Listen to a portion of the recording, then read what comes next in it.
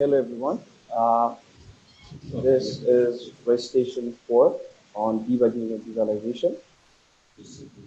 I'll go through some of the debugging stuff that you need to know, and we will walk you through some visualization tools and techniques that you need to know in debugging this code.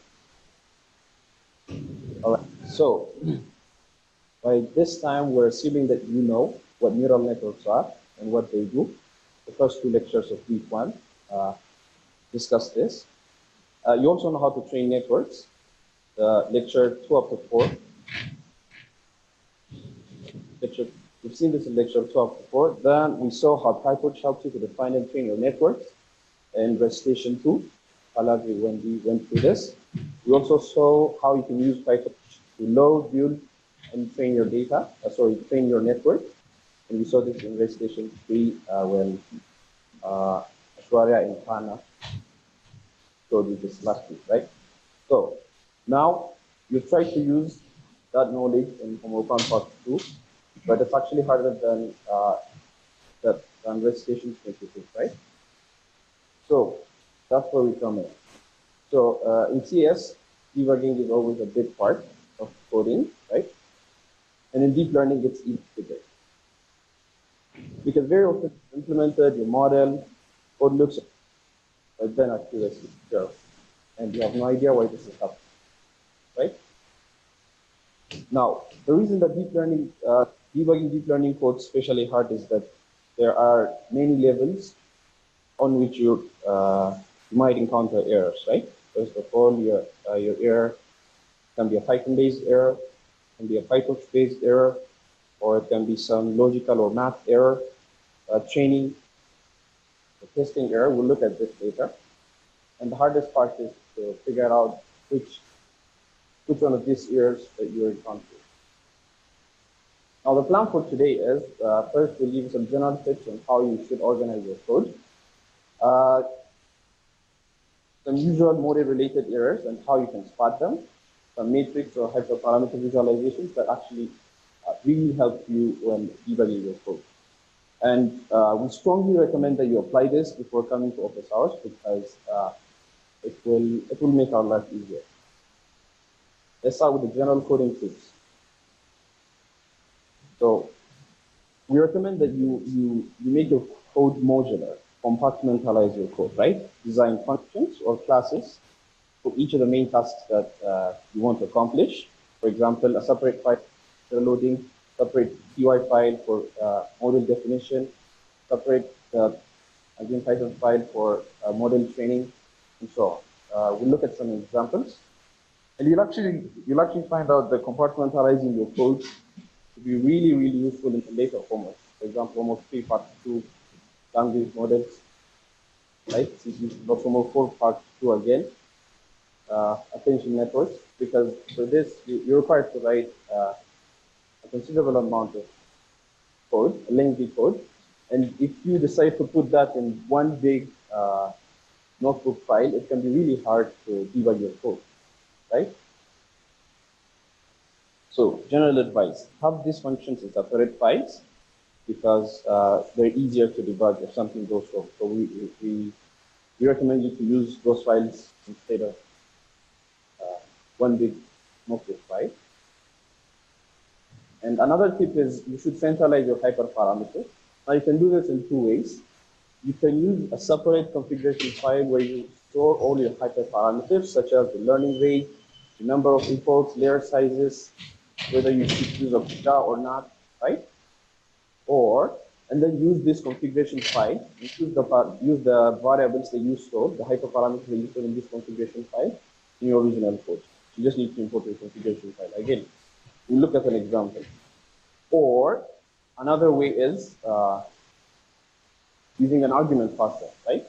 You pass your hyperparameters as an argument when you run your Python code from the command line. This is also another usual way of centralizing your hyperparameters, right? Instead of writing hyperparameters in every piece of code.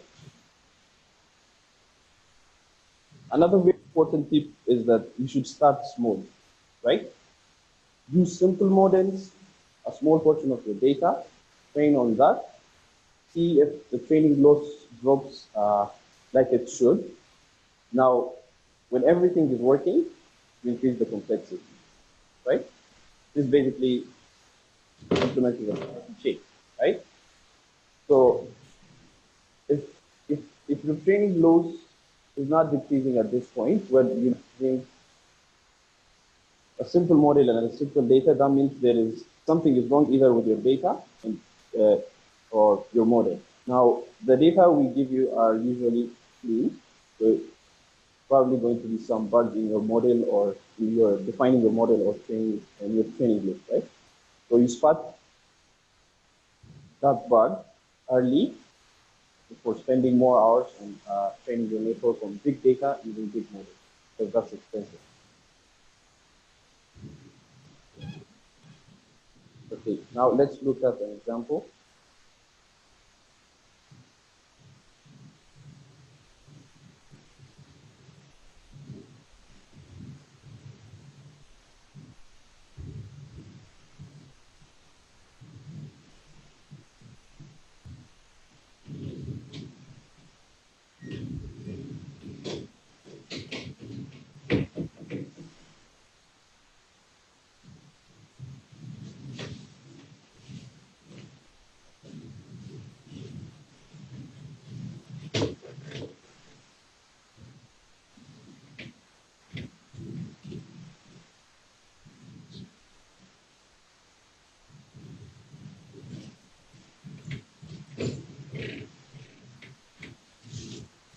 So as you can you see this?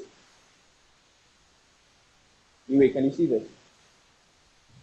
Okay, so like I said, all your hyperparameters, you can save them in a configuration file like this, right? Your data. So for example, these are some of the hyperparameters you need to like centralize, right? So here are your hidden size, hidden layer sizes, dropout value, stations, maximum number of epochs that you want to run, weight detail, and so on. You also have the Python, another piece of Python script for loading your data.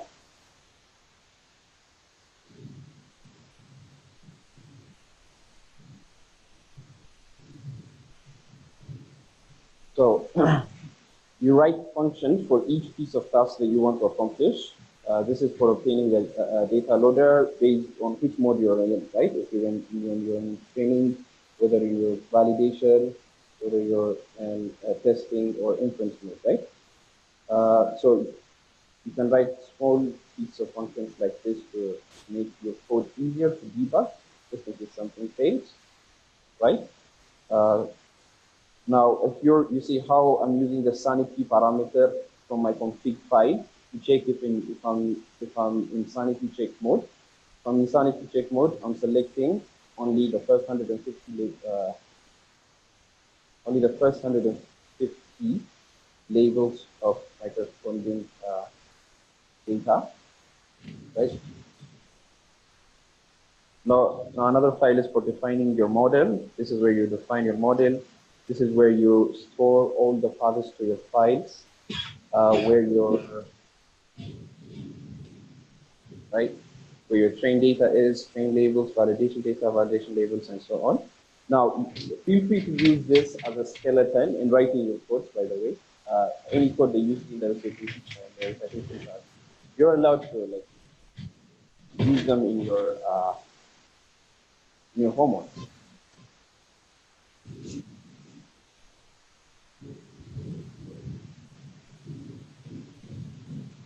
Okay.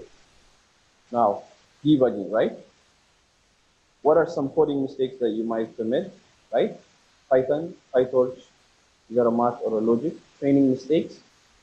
Your model is actually doing what you want it to do, but it's not learning well, right? That means either learning rate is not decreasing as you expect it to, or your validation your learning loss is not decreasing as you expect it to, or your learning rate is decreasing, but your learning loss is decreasing, but your validation loss is increasing, which is over, right? Those are categorized into training mistakes. others are testing or decoding mistakes. Well, this happen when you've trained your model, you've fine-tuned your model, but then your model is returning garbage during inference time, right? When you want to generate the predictions and submit them on Kaggle. Now, this doesn't happen a lot in homework 1, but it might happen in homework 3 and homework 4, where the testing code is not that obvious, or the inference code is not that obvious. Now, coding errors, like I said, your loss does not decrease at all. This is a disaster. Your outputs are all constant. Some of you might have encountered this, right? Your model just outputs constant numbers all during inference time. So that's one way of coding errors. And training stops mid-time and you have no idea why this happened, right? These are all caused by coding errors. The coding mistakes, how you can deal with that. Let's look at some steps that you can take. Now, the first and most important step is just print everything. Print your data, your input, your output, your model, your shapes, to see that, and check if they are what you expect them to be, right? So that's a very important step when you debug your code. Check your data, check your shapes, check your hyperparameters. When you print them, usually it's advised that you print your hyperparameters just before you start your training loop, right? Just to see if every hyperparameter is set to the value that it's supposed to be set. Some typical examples of coding errors are, the first one is you forgot to put your model in eval mode during inference time, and your model is not producing garbage. Now, this is very important. If you forget to toggle, or if you forget to turn your model into eval mode during inference time, your model will not behave as expected. Why? Because during inference time, all regularizations like dropout and batch norm should be turned off. And if you forget the eval mode, these regularization mechanisms will not be turned off. And during inference time, they will affect the performance of your model. So this is a very simple but important thing to notice. Another one is you pass softmax outputs to a loss that expects raw logic. For example, the cross entropy loss from PyTorch NN.module, from the PyTorch module NN. So the softmax cross entropy expects raw logic, not softmax output, not probability output, right? Because the documentation actually specifies that you pass to it raw logic and not softmax probability output. So you can easily spot this by just checking the documentation. If you don't check the documentation, you might run into errors like this.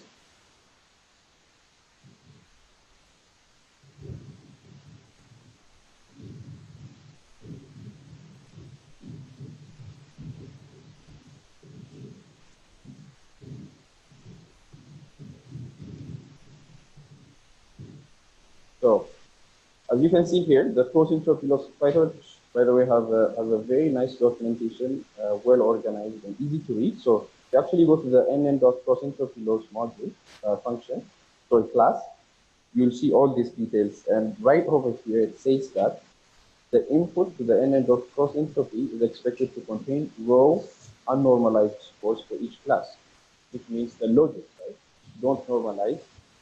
You don't normalize them. You just pass the logics to the NN cross entropy because it will actually calculate the softmax here, right? Remember this from the lecture. It will normally calculate the softmax, take the log, and take the negative, right? So you don't have to, like, these are the logics, X to the class, X are the logics. You need to take care of this. You can spot errors like this, or you can avoid errors like this by reading the documentation. Well, time issues. This is a specific case of a coding error. Things are working, but they're very slow. In your epochs, you should usually use time modules to like time how one epoch is taking, how you forward, how long one epoch is taking, how long you forward. one person forward, how long one forward pass is taking, how long one backward pass is taking, all of these details, right? You can time them using Python's time module. You can time your data loading. How long does it take to load your data, right?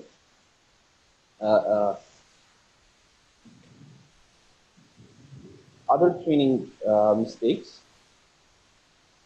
So if you initialize your network weights randomly, you should basically get an error that's close to the log for, of course, for a classification network.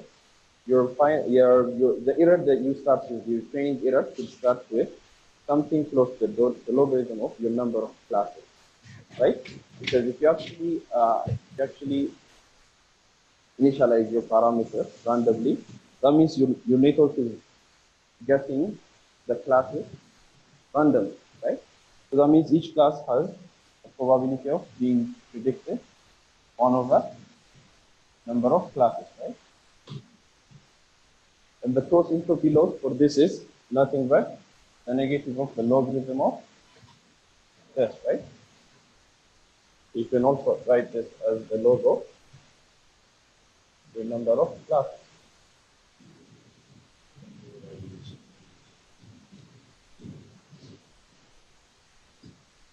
Right? So this is just a sanity check. This is not a must. As you can see, I said approximate. So if your network initialization is random, you should expect a starting training loss, cross entropy, loss of somewhere close to the logarithm of your number of classes. Other training mistakes that you can make is when you construct your model, right? So what will happen if your model is too small? And what will happen if your model is too big compared to your size of your data?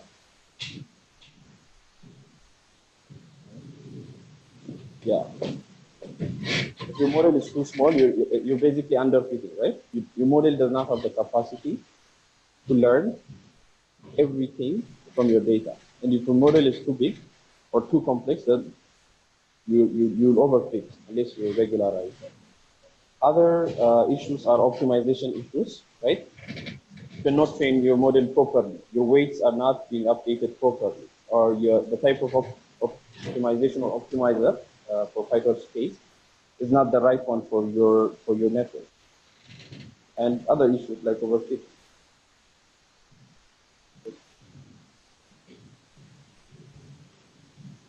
Okay, thank you. Good question. So the question is overfitting bad? Is overfitting always bad for neural networks? Okay. Well, in general, overfitting is bad, but it's not bad if you can control it. How can you control it? We'll discuss this in class. You can, of course, obviously, you have to regularize your network, right?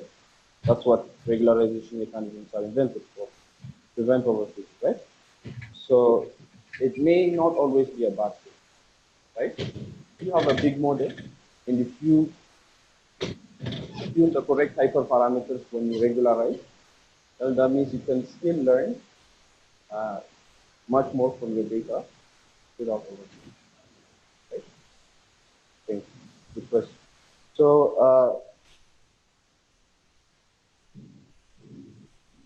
so one common way of making sure that your model is like your model is doing what it's supposed to do is like I've said earlier, build a fairly simple but somewhat fairly complex model and train it on only on a single batch of data, right? Because a single batch of data is, first of all, a very small amount of your entire data. And second of all, it's randomly sampled from your entire training data. So it's a good data to check. It's a good size to check the sanity of your model on, right? So this is really important because you want to check if your model is capable of doing anything at all, right? So if you can't overfit on a very small data, then that means you probably have a bug in your model, right? Or in your data. Now, in this case, for all of your homework, your data is clean, so probably the problem is your model. So Now, regarding this, I strongly encourage you to read this link that I think Liwei shared this yesterday on Piazza. This is an excellent blog from Andrej Karpati on some of the tips and tricks on how to train a neural network. It's very handy. It's very informative. So please check it out. Right. So there's also a very nice little webinar here made for it, going through some of the things that this blog post is going through, right? So it actually demonstrates what some of the how you can spot some of the most common mistakes that you might commit when training the neural net. So also try to watch the webinar, and most importantly, please read it. It's a very nice guide.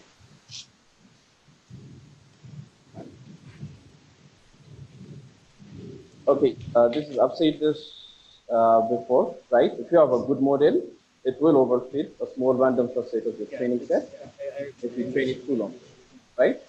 But note that training your model on a very small data set, let's say you train your model, your like toy model on a small data set, and the training loss goes to zero, right? But this does not guarantee that that same model will perform exactly the same, or it will perform very good on the entire database, right? This is just a sanity check. Yeah, I'm not. I'm sorry. Like I said, I just set up. So this is just to check if your model is capable of doing anything. That's all, right? Then you can continue increasing your model complexity, add regularizations, increase the size of your data, and things like that. Other optimization issues that you might run into are your learning rate, right? If your learning rate is too small, again, someone asked this on PR typing yesterday, Liwei answered it. You might not, it will take you long to get to the at least local option, right? So find a good learning rate. Good learning rate, for example, for Adam is around 0.001 of your Adam optimizer. Again, another good optimizer is Adam. Good initialization is Javier. We've looked at some initialization mechanisms in the previous lectures, the previous recitation. And these are very important when you train your model. If your parameters, if your model parameters are not initialized well, right, your model might converge. Sorry, your model might diverge and fail to find the local minima or its optimum performance, right? So, for example, a good initialization algorithm is Javier. So, also look into that. You might even find it handy for your homework. Just try it. Watching, well, batch size you can use from 32 to 256. This is not a convention. This is just a recommended range, right? So just try to experiment with it and choose the batch size that works best for you, but don't go too big. So another issue with if you build a very complex, for example, for the case of MLPs, if you build very deep models, right? One issue that you might run into is vanishing gradients. Why? Because when you backpropagate your loss, if your model is too big, the gradients that are being, the loss that is being backpropagated, that means the rate of the loss with respect to each weight, as you go back to the network, that value starts to decrease, right? It goes almost to zero. And you'll find that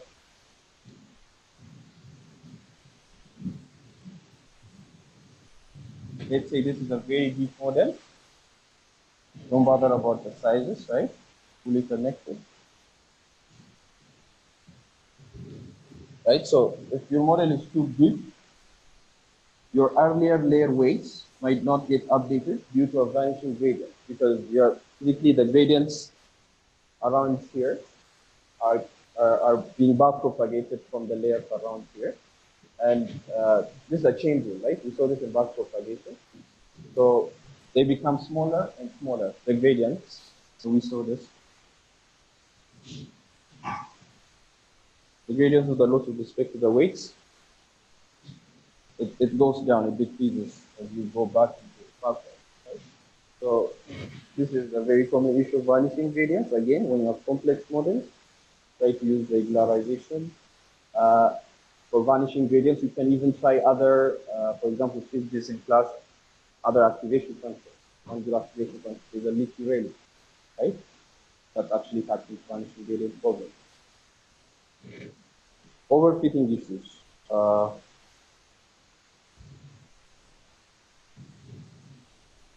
Sorry. So, as I've said, overfitting symptom is, of course, almost all of you should know this by now. As the training loss decreases, the validation loss is not doing the same thing. After some point in time, the validation loss starts increasing. This is basically the sign of overfitting, right? So things to do here that you can do here to avoid overfitting are to shuffle your training data, decrease your model size, or use some sort of regularization. Okay, we haven't covered dropout. I think we'll cover dropout in lecture 8, something like that. So you can use batch norm, early stopping. Early stopping has been discussed in recitation 3. A validation-driven learning rate decay, or just a manual learning rate decay, right? Just look at your losses, and if your validation loss starts stagnating, that means it starts saturating. So you wait for some number of epochs, and then you decrease your learning rate to actually take smaller steps to reach the local minima. Also try adaptive optimizers like Adam, but Adam is known to overfit more, so experiment with different types of optimizers. We have SGD, Adam, we have also others, just the two of them that I think of. So it's also possible to overfit on your validation state. This happens when you try a very large amount of hyperparameter and architecture combination with the same validation set, right? So that's why we limit the maximum number of permissions on target per day to 10, right? If you actually do 200 attempts a day on target, you may overfit on the public leaderboard, which actually represents only 30% of your entire testing data set. That means your accuracy is being calculated based on only 30% of the testing data set. So you might overfit on the public leaderboard and be disappointed by results in the private leaderboard. So that's one way that is not obvious. So you can overfit. And then the next part is visualizing your matrix. I'll pass this to Liwei. Liwei will go through some of the visualization tools, steps and techniques that you can use to debug.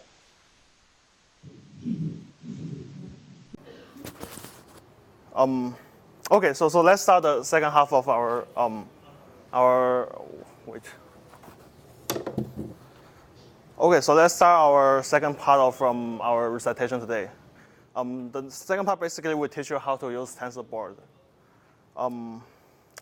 So yes, you have probably heard about TensorBoard before.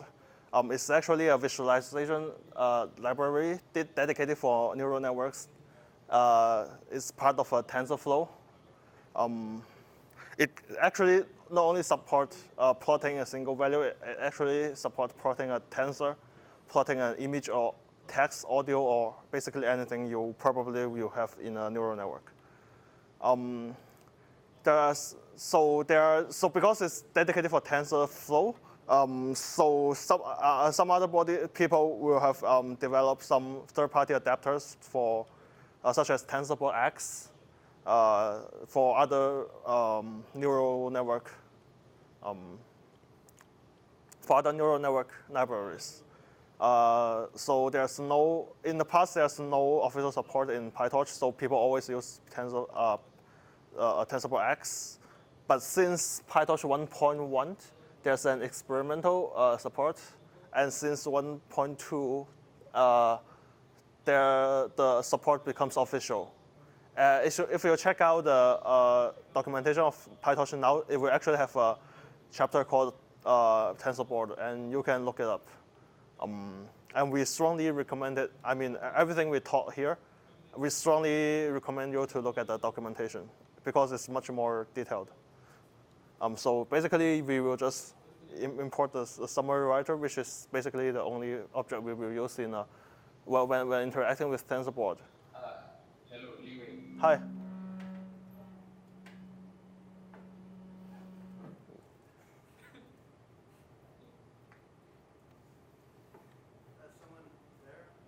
Yeah, I think the other side want to say something to me. But I can't hear anything.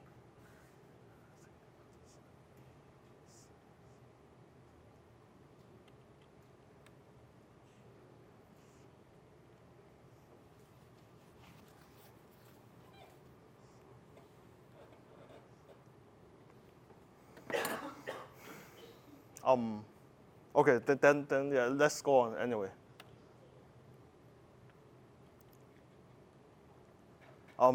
So basically, visualize is a way to, I mean,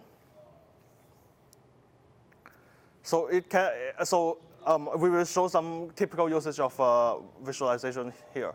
But basically, the idea here is we want to plot, so usually we want to plot a loss value, plot the metrics you use for the development set, like accuracy or something, anything. And as well as the distribution of values in each layer and the magnitude of gradients. These are all very useful things for debugging a neural network. We will see in an example later. So TensorBoard doesn't come with TensorBoard doesn't come with PyTorch. You will need to pip install TensorBoard to get a TensorBoard. But once you have a TensorBoard, so actually, I mean, you don't need to have a TensorBoard installed to plot something into a dump your log into a file, because that part is built into a PyTorch. But to actually see your log, you will need to install a TensorBoard separately. So yeah, we somehow forget to write it on the slides. But for PyTorch, basically, if your version is 1.2.0, you will be able to use the built-in support of TensorBoard. If your version is older, we are sorry that we don't teach how to use TensorBoard X today. It was taught before, but for this semester, we will only teach how to use the official support. If your version is older, you can either, we recommend it to update to your newest version, but you can also try to Google some like tutorials online yourself to learn how to use TensorBoard X. With that said, so the first thing we need to do is to connect to a TensorBoard. So TensorBoard is just similar to a, somehow the setup of a TensorBoard is similar to a Jupyter notebook. It is run as a web server that you need to use a browser to connect to it and see the visualization. So the default port used by TensorBoard is 6006. It's like here. So when you want to use TensorBoard as well as your Jupyter Notebook, you will need to have two tunnels in your SSH command. So this one is for Jupyter Notebook. It maps the 8888 port on your server onto 8000 in your local machine. And similarly, this one maps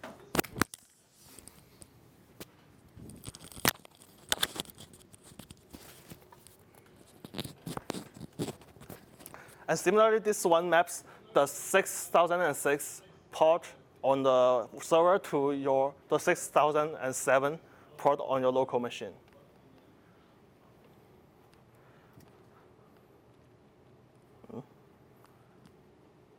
So okay, so this command is run on your server. So it only has one required parameter, which is called log_dir. This is the directory that the TensorBoard will search for your log file. So we call it runs here. This is basically the conventional name used by PyTorch support of TensorBoard. So yes, and yeah, after you start your TensorBoard on the server, you use your local machine and go to your browser and type this one. Yes, because our local 6007 port is mapped to the server 6006 port, which the TensorBoard is running on. So when you visit this, you will see the UI of the TensorBoard. We will go back to that later. So yes, if you successfully visit your TensorBoard, you will see something like this. So this is what we will see if the log directory is empty. But that's fine. We will go through some tests later. To test TensorBoard, you basically want to write something in the runs directory. So yes, you can run this script anywhere. You can like save it into a Python.py file and run it once. And if we will have some data in the runs test directory. And then if you check so actually you can keep your TensorBoard open while you run this one. And after you run this one, if you check your TensorBoard again, it will be something like this. You will see some plots on the TensorBoard. So this is just a popular test. It doesn't have much meaning. We will go through the usage of summary writer and then see some real examples of using this one. Okay, so the only object in the PyTorch support of TensorBoard is called summary writer. So this is one summary writer write logs to one directory, which is called runs/example here. So the convention of using these things is we should use different run directories, which is example in this case, in a common root directory, which is called runs in this case. The reason for this is, so let me first explain a bit what's a run. So a run is basically you train and evaluate your network once. Like if you are going to train your network with some different parameters or on a different data set, this will be a different run. So the idea of using different run directories is that, as you will see later, that the TensorBoard will have a different line on the plot for different runs, so that you can, if you do it this way, you can easily compare the performance of your network in different runs.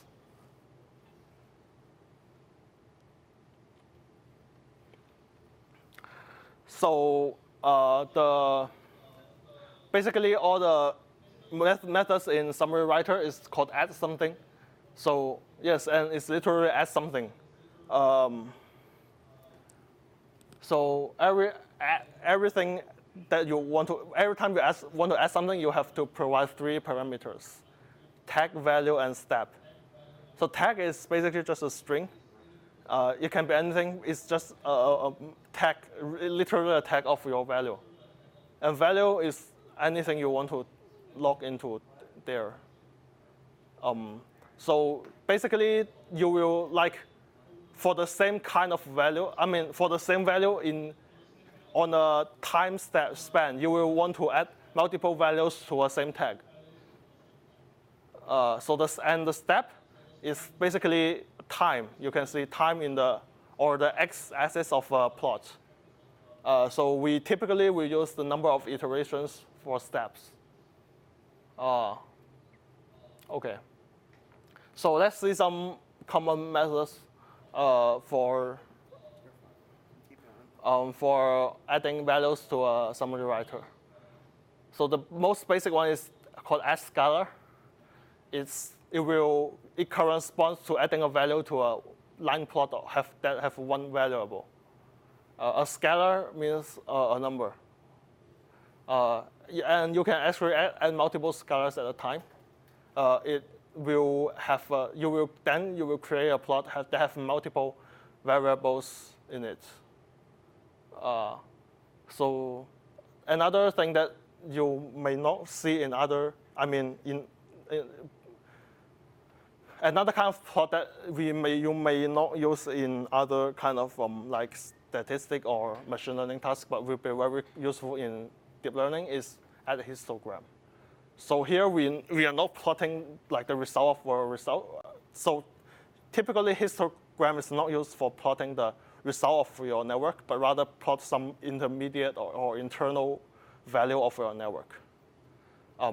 So typically we will use it to plot like the output of some intermediate layer, or we want to plot the gradient of some parameters.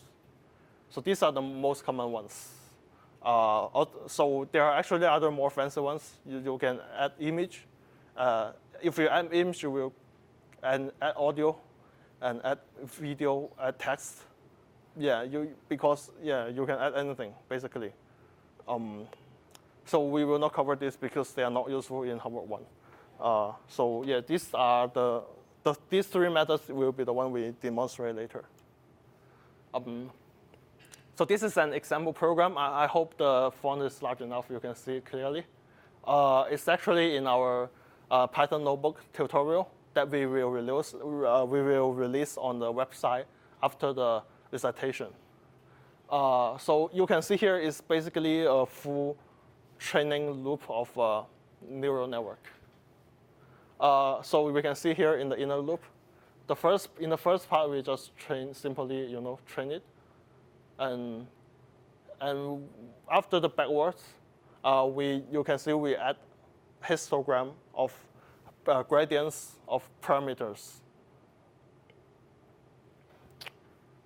So this will be very useful later. We can see, and for this one, in the last of each epoch, we plot the loss function and the accuracy for the training set and the evaluation set. So you can see how we use the methods in the summary writer here. As we said in the previous one, we have 3 parameters: tag, value, and step. And you can see here, this is the tag, this is a value, and this is the step.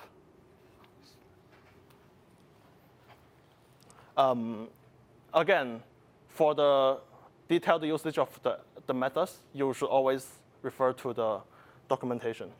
We are just going through it with some examples here. So this is how the TensorBoard UI will look like. So if you look at the, so yeah, you can see we don't have all the This is what you will see if you run our example and open TensorBoard. You will see you only have some line plots. You don't have histograms. Whereas the histograms is on the topmost. Yes, I think many people will have a hard time finding it using this the first time. So yeah, we really want you to remember it's on the very top. So on the upper right side, you have a manual refresh button and a setting button, which actually cannot set anything else other than the refresh rate. The default refresh rate is 30 seconds. It's actually pretty slow. You probably will imagine it will like dynamically change, but it won't. So yes, if you're logging very frequently, you probably want to set the refresh rate to a lower number. So here, all these things are actually runs of your network. So we actually have 3 runs here. So we have 3 runs called sigmoid, 10H, and ReLU. So on the top of these runs, you can see there's a text box called write a regex to filter runs. So that's basically used for like you don't want to display everything at once, so you can type a name of your run, and then it only displays that run. And actually, you can have some. So if you like, so yeah, I mean, it can be a regex, so it can be anything. Just be creative. Yeah, and so in the middle, that's the main part of the TensorBoard. It basically displays the variables you log. So one thing here is that the plot itself is, I mean, it only reflects a very rough trend. If you want to get a very precise number, like if you want to report the number on a paper or a report or anyway a homework report or anything, you don't need to print it to the sender out. So because you can also see it in a TensorBoard. The way to do this is you hover your mouse on the plot, and it will display something like this. So you can see the accurate value is here. So you can just read from these values and like write it to your paper or report or anything.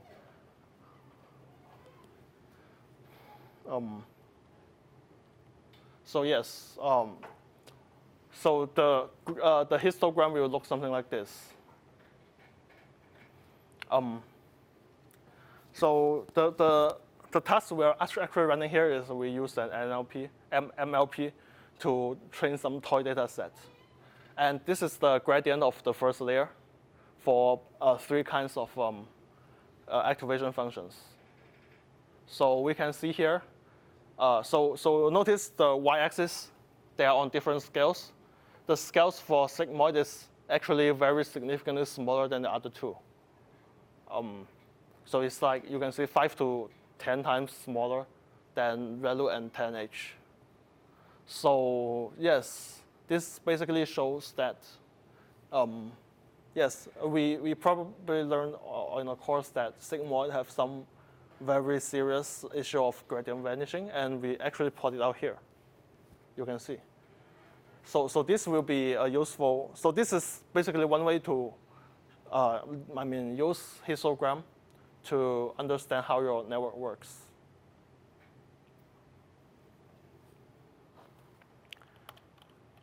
Okay, so that's the end of the slides. I have some.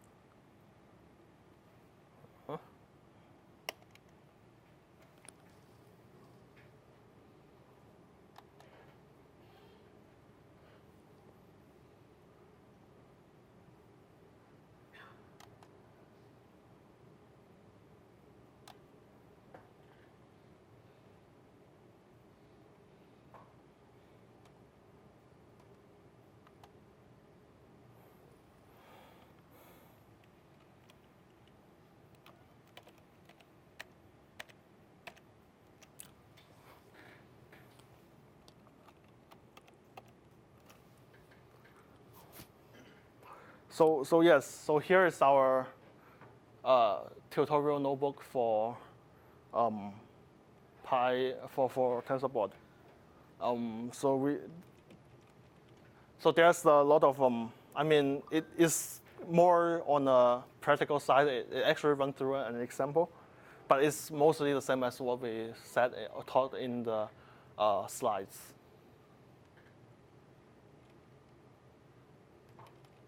So yeah, I will go through the code here mostly.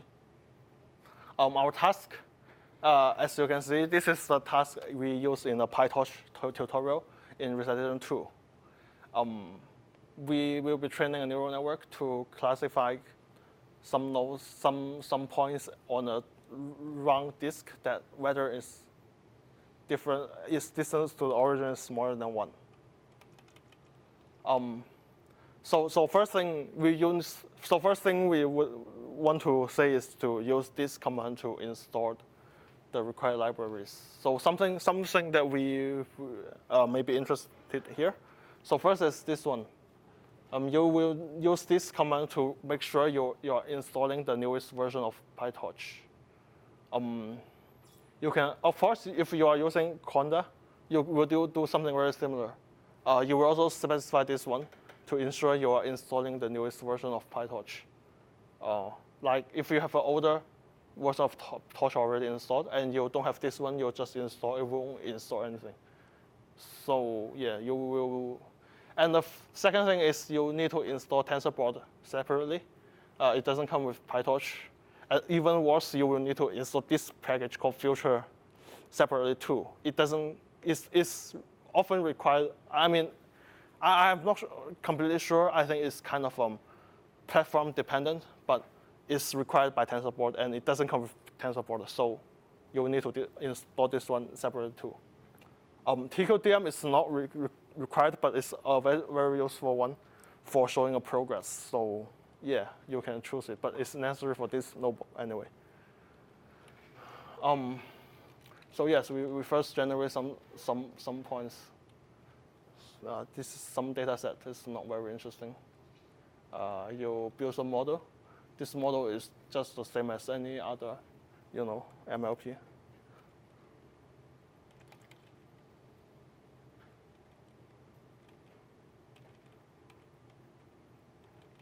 So this is the example we actually see earlier. We can go through it again. So here the code is probably easier to read.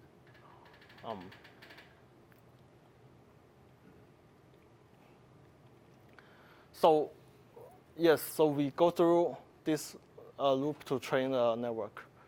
You can see our step number here is the epoch. The epoch, because we are not using kind of a SGD batch, mini batch here, we use the whole data set for each iteration. So the step number is the epoch. And you can see we use the epoch here as the step number, and we basically programmatically set our the name of our gradient as gradient and the name of parameter.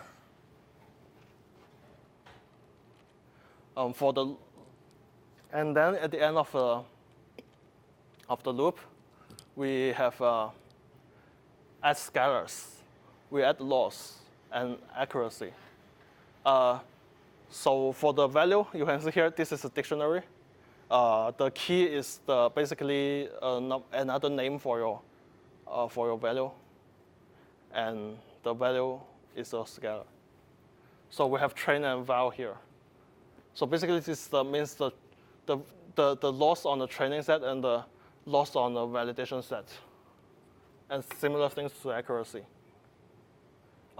If we do this, the train loss and val loss variable will appear on the same plot. If we don't, if you add a single scalar called train loss, train accuracy, val loss, val accuracy, it will appear in all different plots. So this is not very good because, comparing train loss and val loss is a very important way to to figure out whether your network is underfitting or overfitting. So basically, you will almost always want to do this for loss and probability accuracy. So the task, so basically we have a small exercise for you here, but we already have answers in there anyway.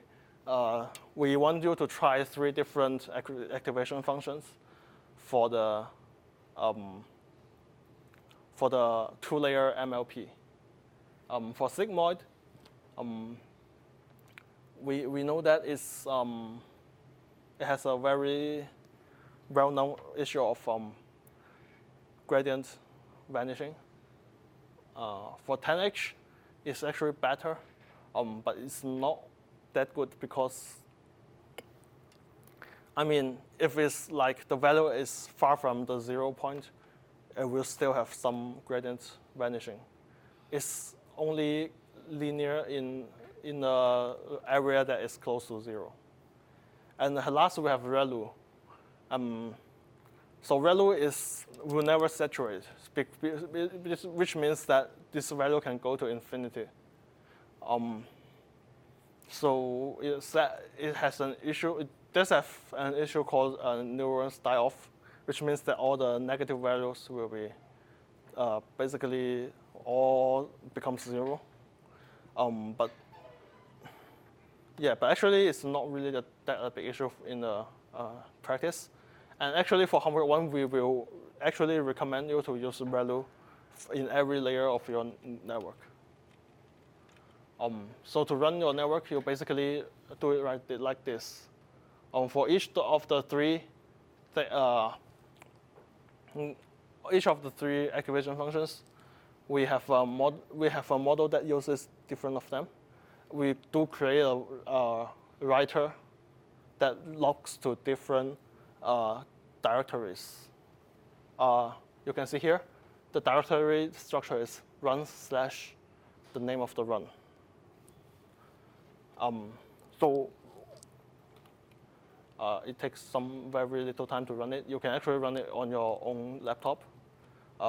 You don't need a GPU to run this one. This is very fast. The result is basically the one we've shown in the slides. The values, you can see it more clearly this time.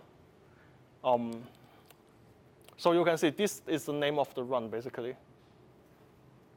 So because the name of the run is actually the same as the name of the directory, when you create a summary writer, you really want to think about what name you want to use for the directory, because it will be literally the name of your data in the TensorBoard. So here, you can see the value here. So the smooth one is not very useful. It's actually so basically TensorBoard will smooth your value and make it look prettier. So, but we really don't want to, but it is not the real value. The real value is on this column called value. So we can see here the accuracy. We can see that 10H is actually the higher, but it's not very different from ReLU. They are very similar. However, sigmoid has much less accuracy here. So why is that? So we will use, so then, yes, to find out the reason, we use the histogram to find it out. And as we said before, sigma has a much less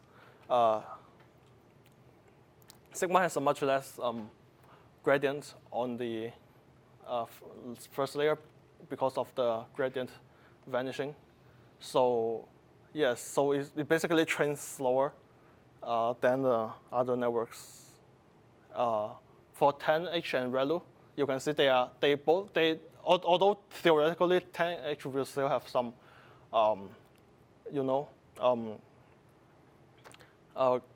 gradient vanishing, but you can see the magnitude of their gradient is actually very similar. They are basically like the range is actually about 0.02. So it's not surprising that ReLU and 10H has very similar performance in this case. So yes, so this is a relatively short tutorial, and yeah, that's all of it. You can try this at home later, and we do recommend you to try this at home. This can basically, I mean, the Python part is not hard, but we really want you to try to use TensorBoard. Yeah, you probably want to know how to set it up.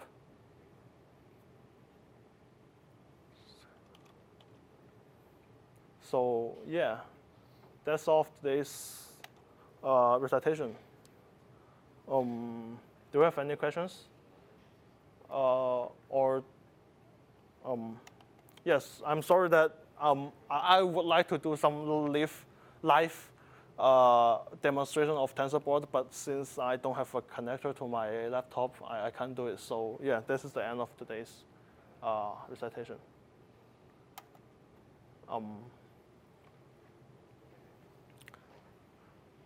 So yeah, that's it. Does anyone have questions or something?